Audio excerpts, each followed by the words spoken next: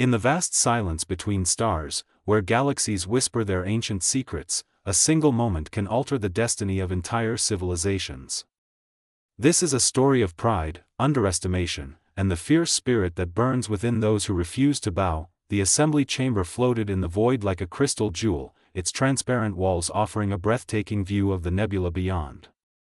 Inside, the air shimmered with tension as representatives from across the known universe gathered for a trial that would echo through history. Ambassador Elena Vasquez stood motionless in the defendant circle, her weathered hands clasped behind her back. Her face bore the lines of someone who had spent years negotiating in corporate boardrooms before being thrust into the cosmic arena. Beside her stood two quiet figures, Lieutenant James Park, a tactical officer whose calm eyes missed nothing, and Dr. Yuki Tanaka, an astrophysicist whose gentle demeanor hid a brilliant mind.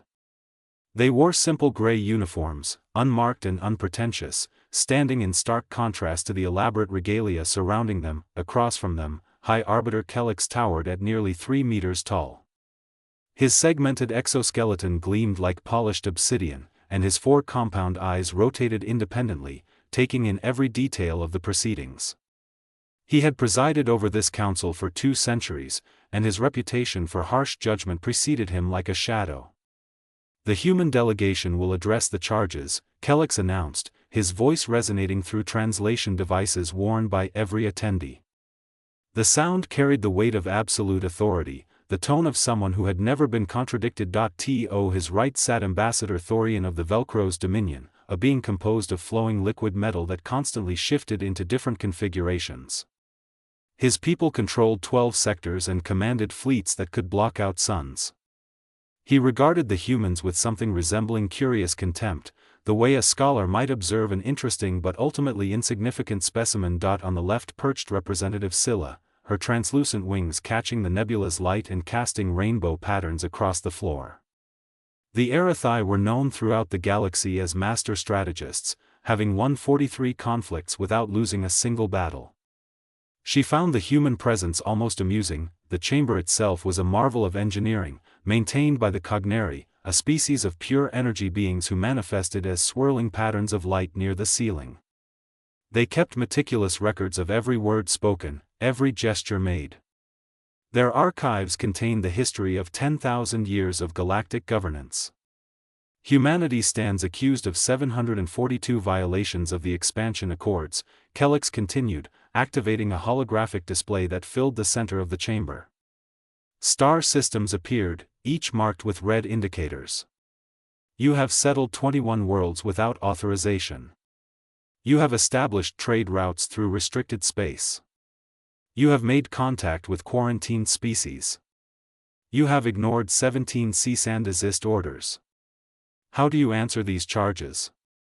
Elena stepped forward, her boots making soft sounds against the polished floor. When she spoke, her voice carried no defensiveness, no fear, just steady conviction. We answer that we did not know your laws existed when we began our expansion. Earth received no communication from this council until 3 years ago. By then, millions of our people had already built lives on those worlds. We cannot simply abandon them. A ripple of sound moved through the assembly, the alien equivalent of derisive laughter. The Horgothi delegate, a massive being covered in thick fur and bearing 6 arms, slapped his armored chest in what his culture considered mockery. His species had conquered their first neighboring system before developing written language, yet even they had learned to respect council authority. Ignorance, Thorian's liquid form bubbled and reformed, is the excuse of every primitive species we encounter. Your people had functional faster-than-light travel. You possessed basic communication technology. Yet in 50 years of expansion, you never once attempted to determine if you were alone in the cosmos? This strains credibility. Dr. Tanaka spoke for the first time, her soft voice amplified by the chamber's acoustics. We sent out thousands of signals. We listened on every frequency we could detect. The silence was absolute. We believed we might be the only spacefaring civilization in our region of the galaxy. Scylla's wings fluttered, creating a sound like wind chimes. And when you discovered otherwise? When our patrol ships made contact with your colonies in the Deneb sector, you were given clear instructions to halt expansion and present yourselves before this council. Yet you continued to settle new worlds for another 18 months. We needed time, Elena replied. Time to inform our governments, time to prepare our people, time to understand what we were facing. You must realize that for us, discovering we were not alone was the most significant event in our species' history. We needed to process this carefully. High Arbiter Kelix's exoskeleton clicked as he shifted his weight, a sign of growing impatience. Time. Always, lesser species demand more time. Meanwhile, you violated established territorial boundaries, disrupted carefully maintained political balances, and introduced chaos into systems that had been stable for millennia. The holographic display changed, now showing human vessels. They were ugly by galactic standards, all hard angles and exposed infrastructure. Functional but graceless, like tools rather than works of art. The assembled aliens regarded them with obvious disdain. Your technology is centuries behind our most basic civilian craft, observed the Horgothi delegate, his deep voice rumbling through the chamber. Your weapons are primitive chemical propellants. Your shields cannot even deflect standard particle beams. What you call warships, we would classify as cargo haulers. Lieutenant Park finally spoke, his military bearing evident in every word. Our ships serve their purpose. They are reliable, maintainable, and effective for our needs. This brought another wave of alien amusement. The very idea that humans could judge their own technology's effectiveness when compared to civilizations that had been building starships for thousands of years seemed absurd. Thorian's form rippled with what might have been laughter. Effective? Your fastest vessels require 3 weeks to cross a distance our courier ships cover in 4 days. Your largest carriers hold 50 fighters. Ours deploy 10,000. You speak of effectiveness while possessing tools that would embarrass a newly spacefaring species. The cognary patterns swirled faster, recording every exchange with perfect precision. This trial was already becoming notable in their archives, if only for the audacity of the human defense. High Arbiter Kelix raised one segmented limb, demanding silence. The chamber instantly quieted, centuries of conditioning making every delegate obey without question. His compound eyes focused on Elena with an intensity that would have made most species tremble. Humanity has shown itself to be either dangerously ignorant or deliberately defiant, he declared. Either way, the result is the same. You have disrupted galactic order. You have violated laws that exist to prevent precisely the kind of chaos your expansion has caused. He paused, letting his words sink in. Therefore, this council offers you a single opportunity for compliance. You will withdraw from all settled systems except your homeworld within 1 standard galactic year. You will accept council observers on Earth to monitor your activities. You will submit all future expansion plans for approval, which will be granted or denied at our discretion. You will pay reparations to the 17 species whose territorial claims you violated.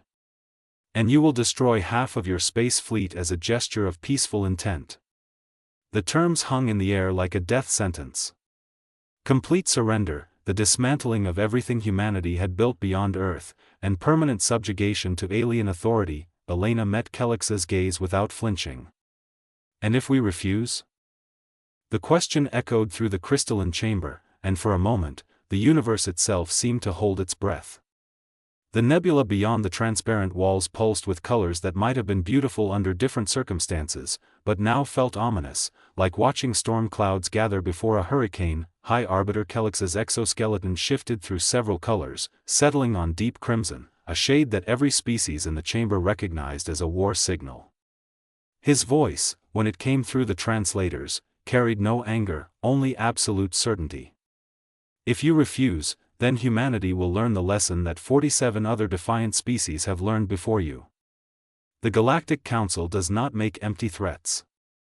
The holographic display transformed again, and this time, what appeared made several of the smaller delegations gasp despite themselves. Ships materialized in the projection, not dozens or hundreds, but thousands upon thousands. They stretched into the distance like a metallic ocean, each vessel a testament to technologies humanity had not even dreamed of. Ambassador Thorian's liquid metal form shaped itself into a configuration that suggested satisfaction. What you are seeing is merely the first response fleet, one of 7 such formations the Council maintains. Each of those vessels is crewed by soldiers who have trained their entire lives for combat. Each weapon system has been refined over millennia. Each shield generator can withstand forces that would tear your planets apart. A new figure rose from the assembled delegates, one Elena had not seen speak before. General Kryn of the Torvaldi supremacy stood on 6 legs, her chitinous armor bearing the scars of countless battles. Her species had once challenged the Council's authority 3,000 years ago. The war had lasted 6 months and ended with the Torvaldi homeworld under permanent occupation. Now they served as the Council's primary military force, eager to prove their loyalty. I commanded the pacification of the Zyros resistance 20 years ago, Kryn said, her mandibles clicking together between words. They had superior numbers and defensive positions throughout their system. They believed their asteroid fortresses made them invulnerable. We destroyed them in 11 days. Their entire civilization ceased to exist as a political entity. They now live as scattered refugees, begging for the right to settle on Council-approved worlds. She manipulated the holographic controls, and the display shifted to show battle footage. Planets burned. Stations exploded in silence. Ships disintegrated under weapons fire that looked like tears in reality itself. This is what resistance looks like. This is what happens when species refuse to accept their place in the galactic order. Dr. Tanaka watched the destruction with wide eyes, her scientific mind calculating the energy requirements for such devastation. How many died? She asked quietly. Approximately 4.3 billion, Kryn answered without emotion. Though precise numbers are difficult to establish. Their record-keeping systems were destroyed early in the conflict. Lieutenant Park's jaw tightened, but he said nothing. Elena could feel the anger radiating from him, carefully controlled but present nonetheless. She placed a subtle hand on his arm, a reminder to maintain composure. Representative Scylla's wings caught the light as she glided to the center of the chamber, her movements graceful and deliberate. You must understand, humans, that what seems like cruelty to you is merely pragmatism to us. The galaxy is vast, but it is not infinite. Resources must be managed. Expansion must be controlled. Without order, there is only chaos and conflict. And who decides what order looks like? Elena asked. Who gave this council the authority to determine where species can settle, how they can trade, what technologies they can develop? The chamber erupted in sounds of outrage. Kelix's exoskeleton cracked like thunder as he slammed one limb against his podium. We earned that authority through strength, through wisdom accumulated over millennia, through the responsibility of maintaining peace when lesser species would choose war. Peace, Elena repeated the word carefully. Is that what you call it when you threaten to destroy billions because they did not ask permission to find new homes? Thorian's form rippled violently. You dare question the Council's methods? You, whose species still engages in armed conflicts on your own homeworld? Whose history is written in the blood of countless wars over resources, territory, and ideology? You have no moral ground from which to judge us. Perhaps not, Elena acknowledged. Our history is indeed violent. We have made terrible mistakes. But we have also learned from them. We have built something beyond Earth despite our flaws, and we have done it without threatening to exterminate anyone who disagreed with us. The cognary patterns swirled faster, their energy forms brightening with what might have been excitement. This trial was becoming more contentious than any in recent memory. The archives would mark this as significant. A new voice entered the discussion, one that came from everywhere and nowhere simultaneously.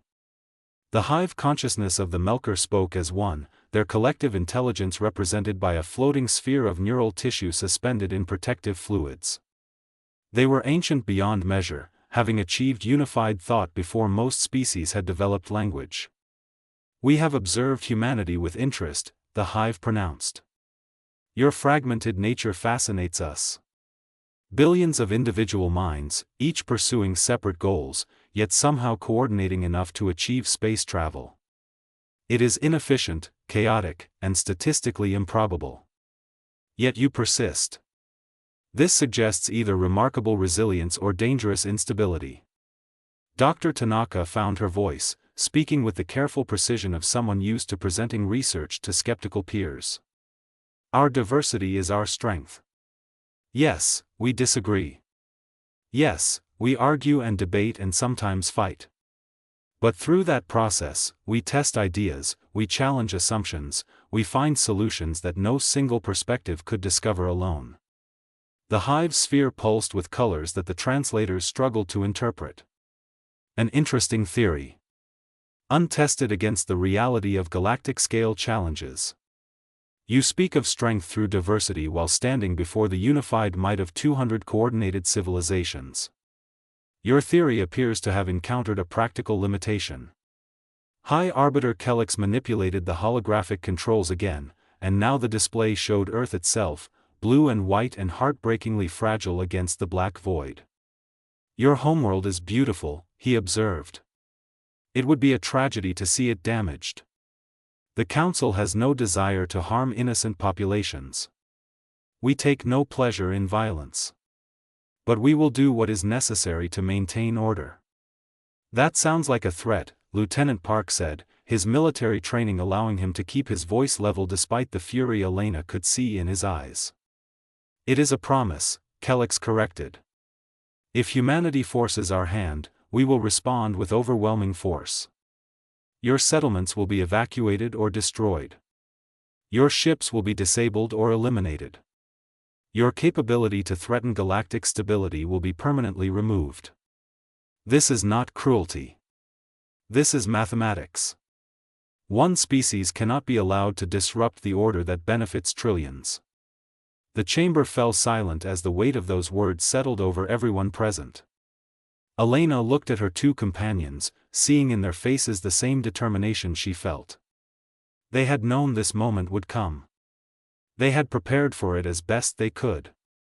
But preparation and reality were different things. She turned back to face the assembled council, these beings who commanded technologies beyond imagination, who led civilizations that had mastered the stars before humanity had invented the wheel.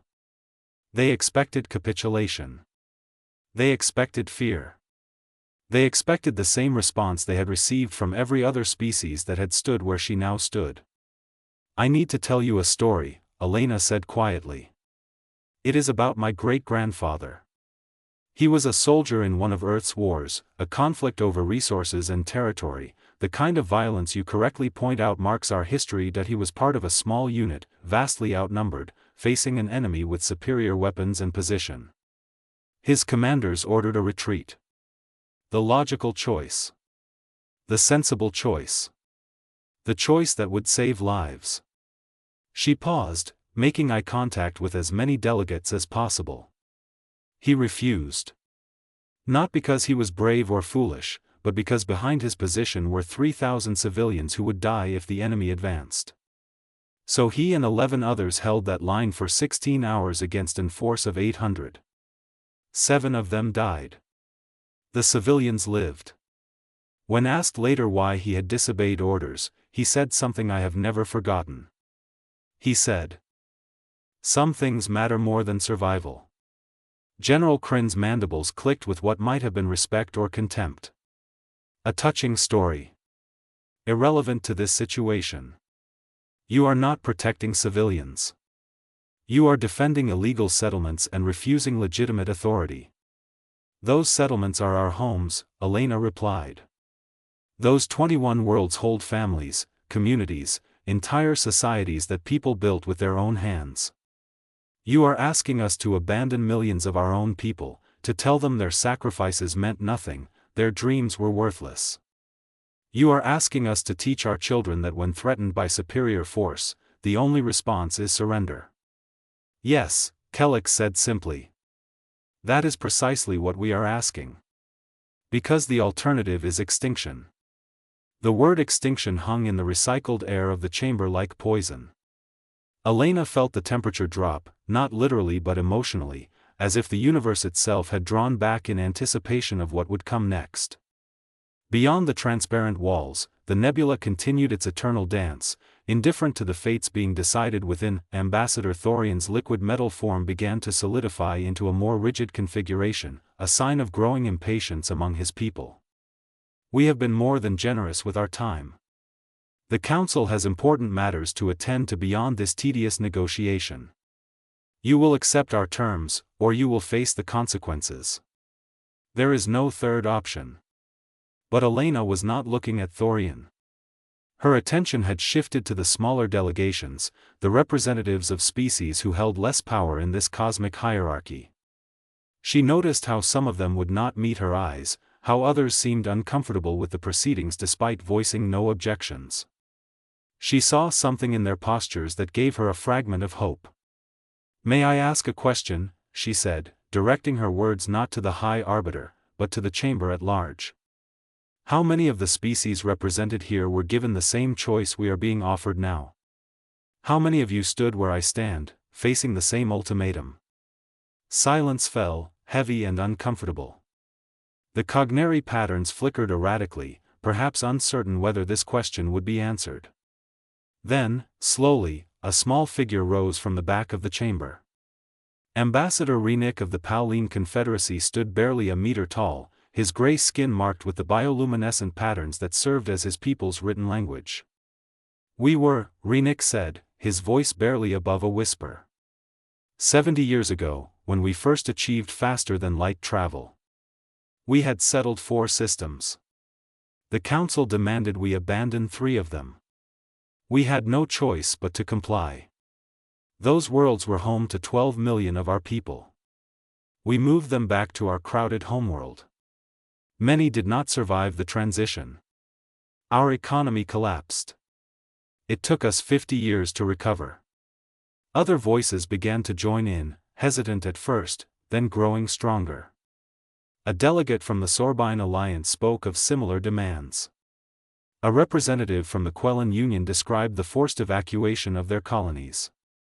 One by one, smaller civilizations shared stories of submission, of dreams curtailed, of populations confined to spaces too small for their ambitions. High Arbiter Kelix's exoskeleton flashed angry red. "This is not relevant to the current proceedings. Those species chose compliance because they recognized the wisdom of Council authority. They prospered under our guidance." "Did they?" Elena asked. "Or did they survive? There is a difference between thriving and simply not being destroyed." Representative Scylla's wings stiffened. "You speak as if you have an alternative. You do not. Your 3 ships against our thousands. Your primitive weapons against our reality-warping technologies. Your single homeworld against our combined might. This is not a negotiation, this is an education in the realities of power." Lieutenant Park stepped forward, and when he spoke, his voice carried the calm certainty of someone who had studied warfare their entire life. "You are right that we cannot match your fleet in direct combat. Any military analyst would recognize that immediately. But you are making a critical error in your calculations." General Crin's scarred armor gleamed as she turned her full attention to the human officer. "And what error would that be, Lieutenant? Please, enlighten those of us who have actually commanded fleets in battle." "You assume we will fight the way you expect us to fight," Park replied. "You assume we will gather our forces and meet yours in honorable combat. You assume we will defend fixed positions and protect military assets according to standard tactical doctrine. These assumptions are your weakness." Thorian's liquid metal form rippled with what might have been amusement. "And you will do what instead?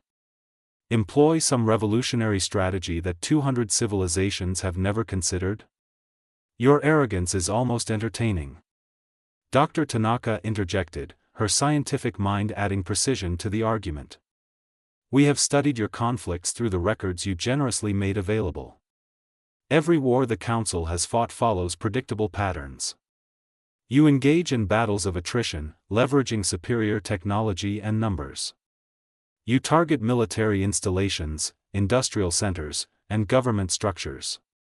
You wage war with rules, with expectations about how civilized species conduct themselves in conflict. Because that is how war is fought, Kryn insisted.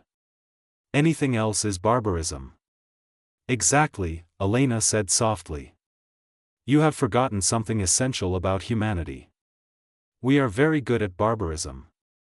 We spent 10,000 years perfecting it before we ever left Earth. We have fought wars in every environment our planet offers, from frozen tundra to burning deserts, from dense jungles to the depths of oceans. We have developed strategies for asymmetric warfare, guerrilla tactics, and resistance movements that can sustain themselves for generations. She walked slowly toward the holographic display, her small human form dwarfed by the projections of massive alien warships. You can destroy our fleets. You can bombard our colonies. You can occupy our homeworld. But can you hold 21 systems indefinitely against populations that refuse to accept your authority? Can you patrol every asteroid field, search every moon, monitor every transport that might carry resistance fighters? The chamber stirred. This was an angle the Council had not anticipated. Their wars were against species who fought conventionally, who surrendered when their militaries were defeated, who accepted occupation as an inevitable consequence of loss. Your people will die, Kellex stated flatly. Millions, perhaps billions. Is that what you want? Is that the legacy you choose for humanity? Elena's eyes grew distant, as if seeing something beyond the present moment. My great-grandfather survived that 16-hour battle. He came home, started a family, lived to be 93 years old. But he carried the scars of that day for the rest of his life. He would wake up at night, remembering the friends who died beside him. Sometimes he would cry, mourning choices that had seemed so clear in the moment but left him haunted forever. She turned back to face the Council, and her expression was not defiant or angry, but infinitely sad. He told me something else, near the end of his life. He said that the worst moment was not the fighting, not the fear, not even watching his friends die. The worst moment was afterward, when he had to look at the children who survived and know that their future was bought with blood and sacrifice. He had to live with that weight. We all do. Dr. Tanaka's voice was barely audible. Every human carries that weight. The knowledge that our history is built on difficult choices, on sacrifices that seemed necessary at the time, on the understanding that sometimes there are no good options, only less terrible ones. What we are trying to tell you, Lieutenant Park added, is that humanity knows the cost of resistance. We know it better than you can imagine. And we are telling you that we are willing to pay it. Not because we want to. Not because we are brave or foolish. But because we understand something that perhaps your millennia of dominance have allowed you to forget. He paused, and in that moment, every alien in the chamber was listening with complete attention. Freedom is not a gift. It is not granted by those with power to those without. It is something that must be taken, defended, and sometimes bought with sacrifice that seems unbearable. You offer us safety in exchange for our sovereignty. You promise us protection if we accept your control. But we have learned through painful experience that a life lived in comfortable subjugation is not a life worth living. Ambassador Renick, the small Pauline who had first spoken of his people's submission, stood again. His bioluminescent patterns flickered with emotions the translators could not fully capture. For 70 years, we have followed council directives. We have prospered by your standards. Our people are fed, our technology has advanced, our civilization has survived. But we have also lost something. We no longer make our own choices. We no longer determine our own destiny. We exist at the pleasure of this council, and that knowledge colors everything we do. Other voices joined his, a chorus of smaller species expressing doubts they had suppressed for decades or centuries. The unified front that had seemed so solid moments before began to show cracks, hairline fractures that suggested deeper problems beneath the surface. High Arbiter Kelix's exoskeleton cracked loudly, a sound meant to restore order. This is irrelevant sentiment. The Council has maintained galactic peace for over 1,000 years. Billions of beings live in prosperity because of the order we enforce. Would you trade that stability for the chaos of unrestricted expansion? Would you risk everything we have built for the sake of human pride? Elena shook her head.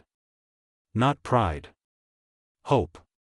The hope that intelligent beings can find ways to coexist without demanding absolute submission.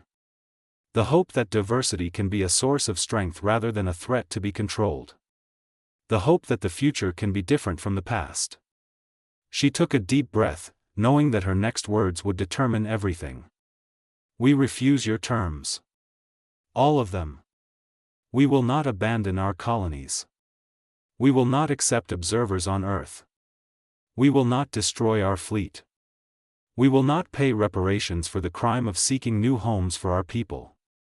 The chamber erupted in chaos. Delegates shouted in dozens of languages, their translators struggling to keep up. General Kryn's mandibles clicked with barely controlled fury. Thorian's liquid metal form roiled like a storm. Representative Scylla's wings beat the air with enough force to create visible turbulence. Only High Arbiter Kelix remained still, his compound eyes fixed on the small human woman who had just signed her species' death warrant. When he spoke, his voice cut through the noise like a blade. So be it. The return journey to Earth felt longer than it actually was. The cargo hauler that had brought them to the Council station moved through the void at speeds that would have amazed earlier generations but seemed painfully slow now. Elena sat in the small observation deck, watching stars slide past, each one potentially home to species that had made different choices than humanity was about to make. Lieutenant Park entered quietly, carrying 2 cups of the bitter synthetic coffee that was all their ship could produce. He handed one to Elena and sat beside her without speaking. They had said everything that needed to be said during the trial. Now there was only the weight of what came next. Do you think they believed us? Park finally asked. About being willing to resist indefinitely? Elena sipped her coffee, grateful for the warmth even if the taste left much to be desired. I think they believed we believed it. Whether that is the same thing remains to be seen. Talk is easy. Following through when your cities are burning is considerably harder. Dr. Tanaka joined them, her tablet displaying streams of data that she had been analyzing obsessively since they departed. I have been running simulations based on the fleet compositions they showed us. Even with the most optimistic assumptions about our ability to conduct asymmetric warfare, the casualties would be catastrophic. We are talking about potential losses in the billions over the first decade alone. I know, Elena said quietly. I ran those same numbers before we left Earth. So did the people who sent us to that meeting. Everyone knows what we are facing. Then why?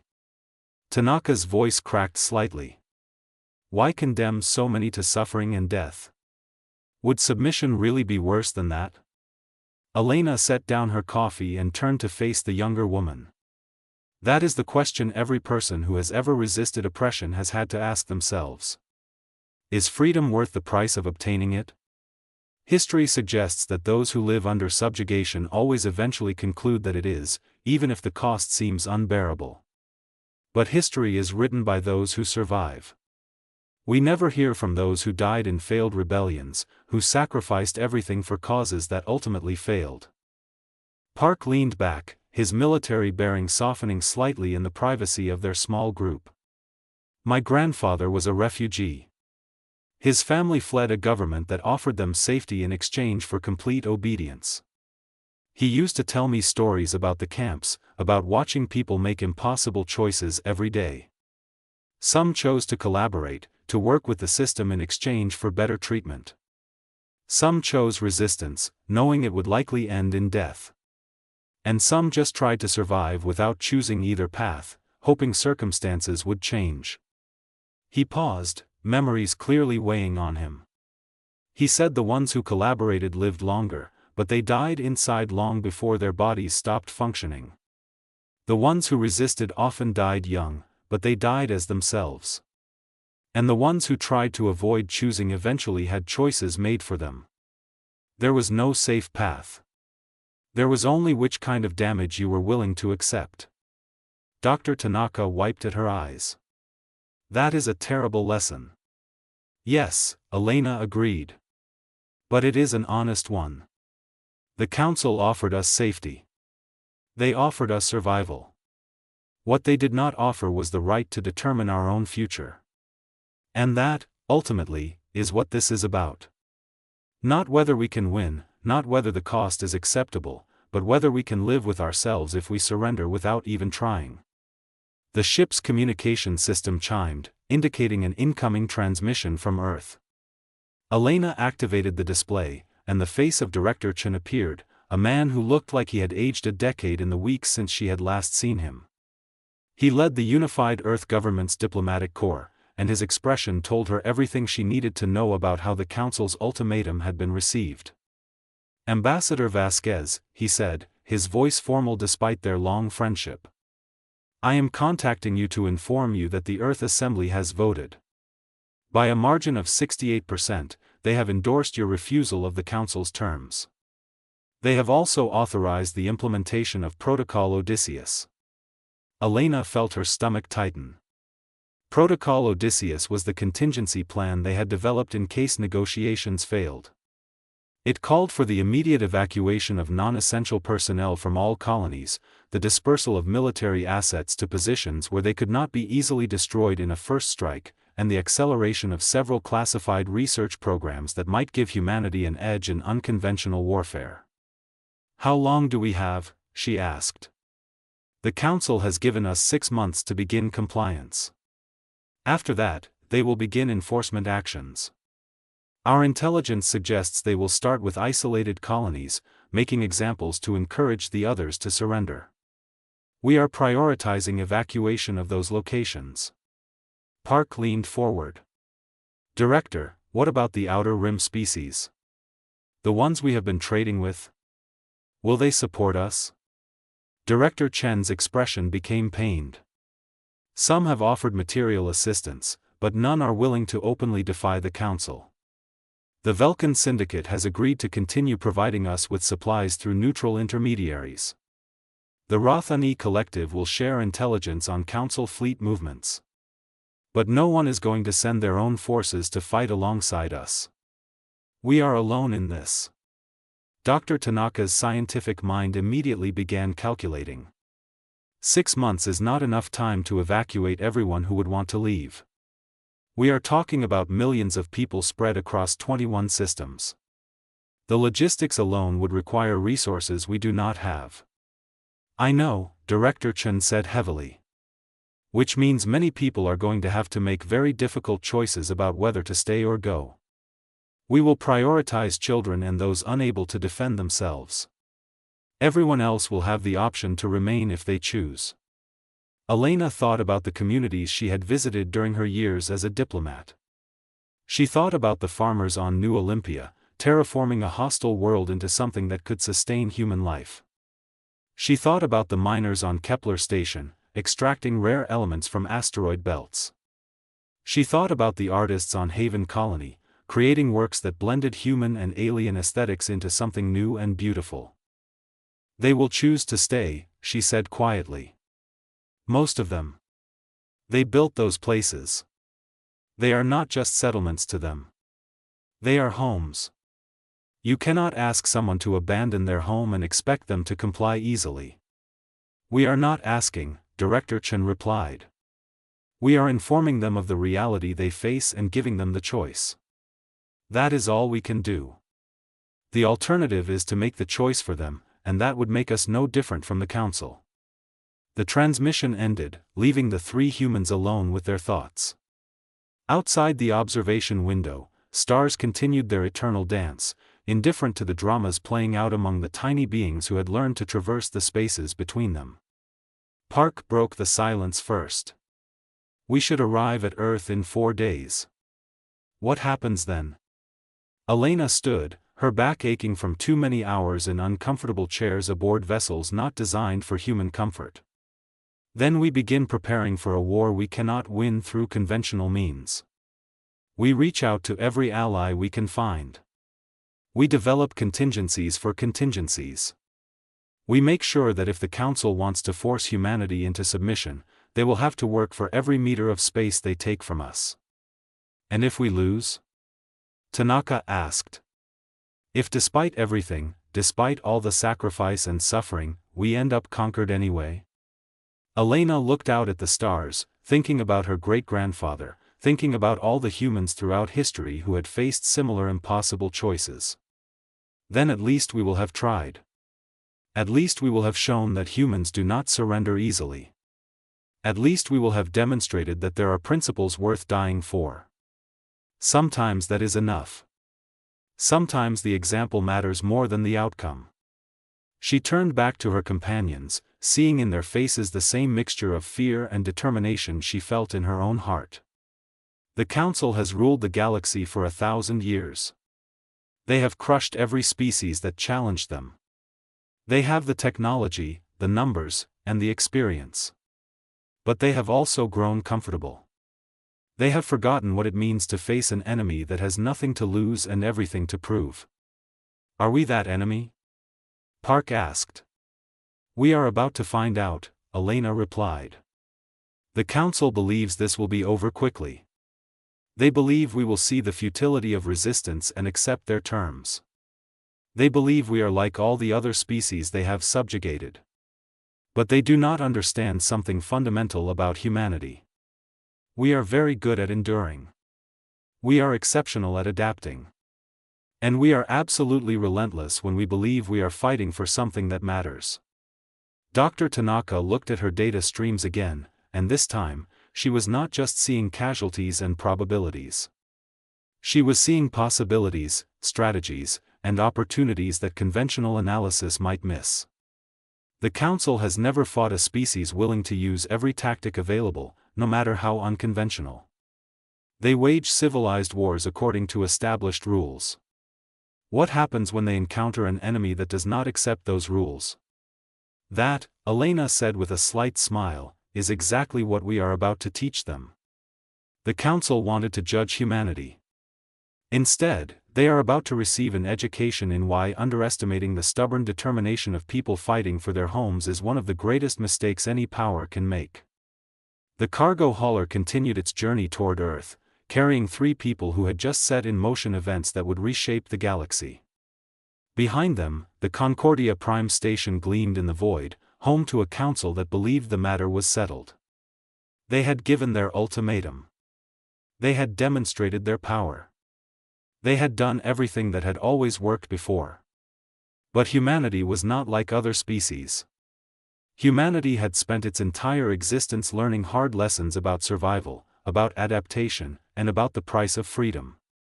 The Council was about to discover that some lessons can only be learned through experience, and the tuition for this particular education was going to be very high indeed.